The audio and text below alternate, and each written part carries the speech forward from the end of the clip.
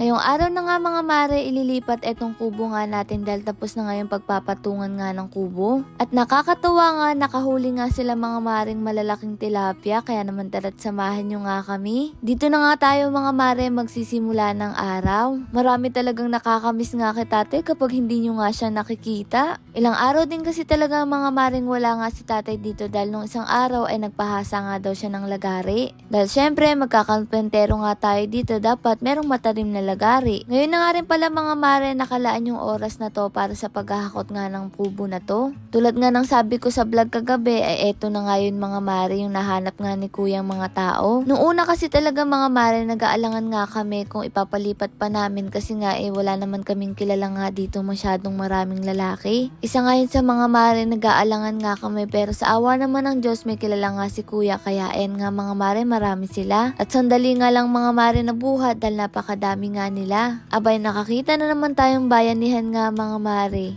Uy, uso pa rin pala yung mga ganito, nagbubuhat nga ng kubo kapag lumilipat nga. Sino nga nakaranas noon yung bubuhatin yung kubo nyo ililipat sa ibang lupa? Isa nga yun sa mga kaugalian nga nating mga Pilipino. Kayo mga mare, may ganito rin ba sa inyong lugar? O hanggang ngayon may ganito pa rin ba sa inyo? Medyo nahirapan nga sila banda dito pero grabe sobrang dali lang talaga nilang naibuhat. O diba ang taas-taas na nga mga mare, ewan ko na lang kung abutin pa nga ito. Sobrang aga rin kasi nila mga mare nagsimula siguro mga nasa 8. Dahil hiniram nga lang sila ni kuya at may pasok pa nga sila at makakapasok pa rin sila. Dahil nga mabilis lang din naman nang nayari. Sila naki naman mga mare sa kasi tatay pagkatapos nun pumunta na nga rin dito sa bilihan nga ng kahoy. Eto kasi yung pinabili ni kuya tolits para naman sa kusina nga natin mga mare. Dito nga kami bumibili ng kahoy kasi mas mura nga dito. Alam niyo naman mula nga nung nag-umpisa nga tayo mga mare dito nang tayo lagi bumibili. Ang kagandahan kasi dito ay pwede ka na nga mga mare magpatistis or kahit anong gustong mong sukat. Tapos makakapili ka pa nga mga mare. Pagkatapos naman nun, eto nga si tatay bumili nga ng bisagra sa hardware.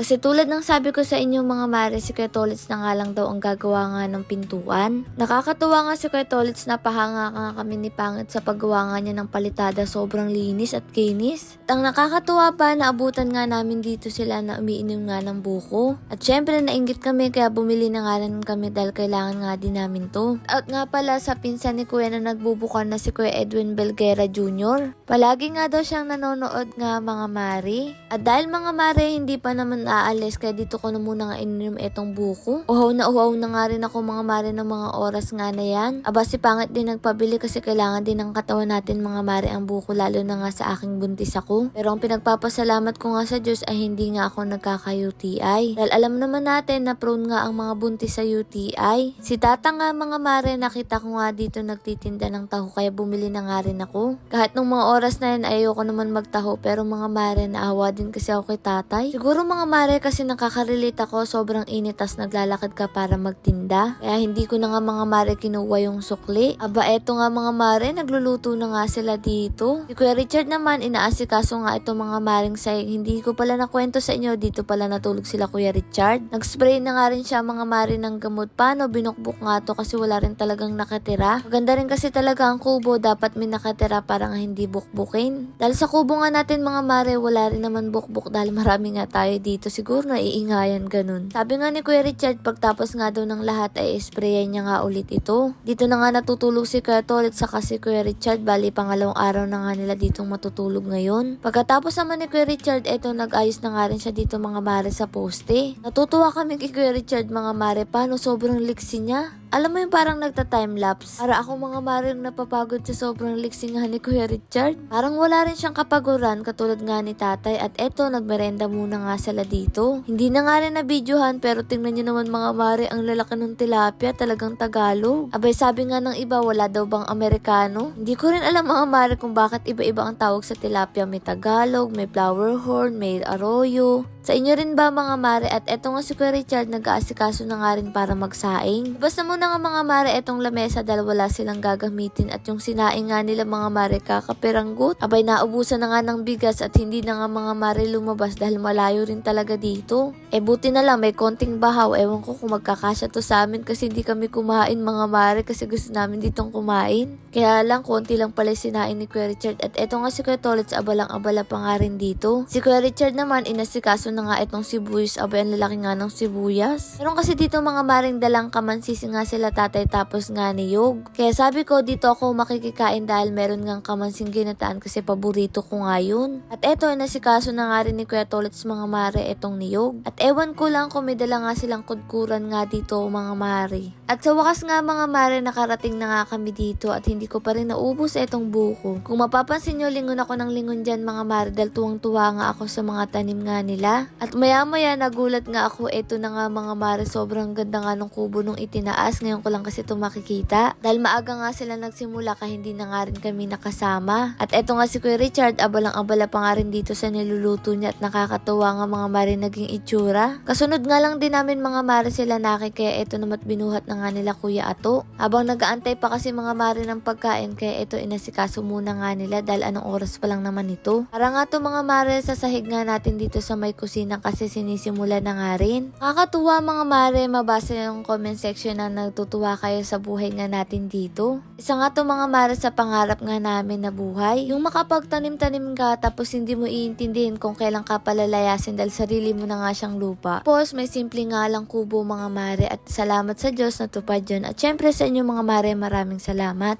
Hindi naman namin to matutupad kung hindi nyo kami pinagkatiwalaan. Kaya hihingi ako ng pasensya kung hindi namin kayo lahat ma-replyan. Dahil hindi naman katulad dati mga mare na kayang-kaya namin replyan dahil nga konti pa lang. Pero ngayon kasi sobrang dami na nga rin. At eto na nga mga mare yung update nga sa kusina. Sabi ko sa inyo maliit nga lang ito. Pero kasing taas na nga siya mga mare ng balag. O sabihin natin mas mataas pa sa balag. Kaya ang sisipag nga mga mare. Sabi ko nga magpahinga na para makakain na rin kayo maya-maya. At eto pala mga mare yung ulam nga natin dito. O diba ang laki nga ng tilapia oh. Sabi ko nga ang sarap ng ganitong buhay. Totoong nasabi ko yun mga mare habang nakikita ko nga itong tilapia. Ganitong buhay lang naman talaga yung gusto namin basta magkakasama nga kami. Tapos eto may libre pang ulam. Dahil nga konti nga lang yung sinay ang ginawa ko mga mare na mapak na nga lang ako nitong kamansi. At syempre ng ulam nga mga mare dahil sobrang lalaki nga ng tilapia. Kung bibilin mo to na sa 100 na rin mahigit tong tatlo na to. O diba mga mare may libre na naman nga tayong ulam. Kasi ni Kuya Richard isinalang nga niya daw yung screen mga mare ng umaga tapos tanghali kinuha nga nila.